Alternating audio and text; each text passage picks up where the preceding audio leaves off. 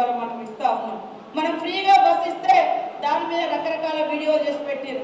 అరే పేదోళ్ళని కించపరిచిరు, పేదింటి ఆడబిడ్డల్ని కించపరిచిరు. బస్సులు ఫ్రీగా ఇస్తే డ్యాన్సులు వేసుకుంటారు, లేదా జుట్లు పీక్కుంటారు, కొట్టుకుంటారు, ఆడోళ్ళు కలిసి ఉంటారని. మరి లక్షల మంది ఆడవాళ్ళతోటి వాళ్ళ మహిళా సంఘాలు నడుస్తున్నాయి. అదే విధంగా వాళ్ళు ఉన్నప్పుడు ఒక్క పేదింటికి కూడా ఉచితంగా కరెంటు రాలే. కానీ ఈ రోజు 200 ఇల్లు లేకుండా చెట్టు కింద ఉన్నా కూడా 200 యూనిట్ల కరెంటు ఫ్రీగా పోతుంది. ఇది మనం చెప్పాలి. అదే విధంగా మరి మన కాంగ్రెస్ సోనియమ్మ గారి నాయకత్వంలో గ్యాస్ సిలిండర్ ఆ రోజు సెంట్రల్ గవర్నమెంట్ లో 500కే ఇచ్చినాం.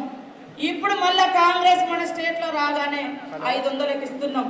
ఎవరికన్నా రాకుంటే మీరు ఇప్పుడు అధికారం పార్టీలో ఉన్న లీడర్లు కాబట్టి పబ్లిక్ ఏమైనా పని కాకుంటే వాళ్ళ పని మండల స్థాయి అధికారుల దగ్గరికి లేదా జిల్లా నాయకుల దగ్గరికి తీసుకెళ్లి కలెక్టర్లతో అయితే కలెక్టర్లు, ఎంఆర్ఓ అయితే ఎంఆర్ఓ, ఆర్డీఓ అయితే ఆర్డీఓ, సబ్ కలెక్టర్ అయితే సబ్ కలెక్టర్ ఇలా పని చేయించే బాధ్యత, రెస్పాన్సిబిలిటీ మనది. ఎందుకంటే మనం అధికారంలో పవర్లో ఉన్నాం కాబట్టి పని చేయించాలి. ప్రతిపక్షంలో ఉన్నప్పుడు పోరాటం, అధికారంలో ఉన్నప్పుడు సంక్షేమం. ఇది గుర్తుపెట్టుకొని పని చేస్తేనే మనం నిజమైన లీడర్లుగా ఎదగలుగుతాం. దయచేసి అందరూ కూడా ఓపికతోటి, సంవేదంతో మన పనితనాన్ని, మన వర్క్షిప్ను కూడా మనం ఎట్లా చేస్తున్నాం అనేది కూడా బేరీజ్ వేసుకోండి, రివ్యూ చేసుకోండి. మనసుకు, అంతరాత్మకు జవాబు చెప్పుకోండి, ఆన్సర్ ఇచ్చుకోండి. నేను కరెక్ట్గా నాకు ఇచ్చిన బాధ్యత ప్రకారం నేను పనిచేస్తున్నానా లేదా కేవలం పుట్టిగానే లీడర్లు వచ్చినప్పుడే షో చేస్తున్నానా? లీడర్లు వచ్చినప్పుడు షో చేస్తే లీడర్ల దగ్గర షో వరకే ఉంటారు. మీరు నన్ను చూపితే నేను కూడా గట్లనే చూపి ఇంటికి పంపిస్తాం. కానీ పనిచేసే వాళ్ళకే, పబ్లిక్ లో గౌరవం ఉన్నటువంటి వాళ్ళకే బాధ్యతలు పంచుతాము. రేపు రాబోయే ఎన్నికలు ఒక పరీక్ష మీ అందరికీ. మీరు నిలబడే ఎన్నికలు, మీరు కాంటెస్ట్ చేసే ఎన్నికలు. మీకు ఒక అవకాశం వస్తుంది. వాస్తవానికి క్యాడర్లో నిరుత్సాహం కొంచెం ఉండడంలో కూడా కారణం ఉంది. ఎందుకంటే 1 ఇయర్ అయింది మనకు ఎలక్షన్స్ జరగక. ఇప్పుడు కులగణన జరుగుతుంది కాబట్టి మీకు మరి ఎలక్షన్ జరగక పదవులలో లేరు, ఇబ్బందికరమైనటువంటి పరిస్థితుల్లో మీరు ఉన్నారు.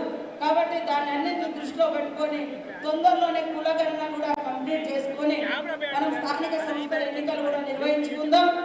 ఏదున్నా కూడా పబ్లిక్ కోసం ఆలోచించండి. ప్రజలు మిమ్మల్ని గుండెల్లో పెట్టుకొని గెలిపించుకుంటారని కూడా ఈ సందర్భంగా తెలియజేస్తూ, వేదిక మీద ఉన్న లీడర్లు కూడా జిల్లాల వారీగా, కాన్స్టిట్యున్సీ వారీగా ఒక సమన్వయంతో పనిచేయాల్సిన అవసరం ఉంది.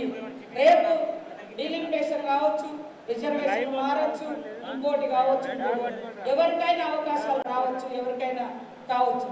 కానీ క్యాడర్ను మాత్రం కాపాడుకోవాల్సిన బాధ్యత యాజ్ ఏ లీడర్గా ఈ స్టేజ్ మీద ఉన్నటువంటి లీడర్ల మీద ఉంది అని కూడా ఈ సందర్భంగా తెలియజేస్తూ, నా నుంచి కూడా మీకేమన్నా హత్య చేసి ఉంటే, బాధ పెట్టించి ఉంటే మన్నించాలని కోరుకుంటూ, ఎందుకంటే నాకు కూడా ఉండేటువంటి పని ఒత్తిడి, తర్వాత నేను కూడా కసిగా పనిచేసిన గెలిపిద్దామని ఇక్కడ.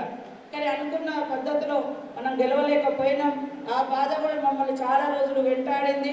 అయినా కూడా మళ్ళీ మనం ఎట్లకైనా మన ఎక్కబడ్డ జిల్లాను, క్యాడర్ను కాపాడుకోవాలి, అభివృద్ధి పదంలో తీసుకురావాలి. పాపం క్యాడర్కి సంబంధించినటువంటి ఎన్నికలు ఇవి, రాబోయేటి లోకల్ లీడర్లకు సంబంధించిన ఎన్నికలు ఇవి.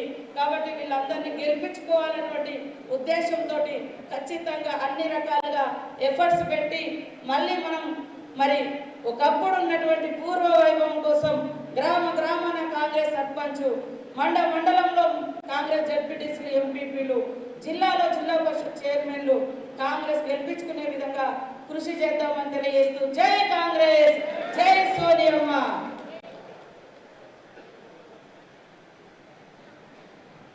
Thank you Seethakka. మీరు మాట్లాడితే మా ఇంటి ఆడపడుచు మాట్లాడుతున్నట్టుగానే ఉంది.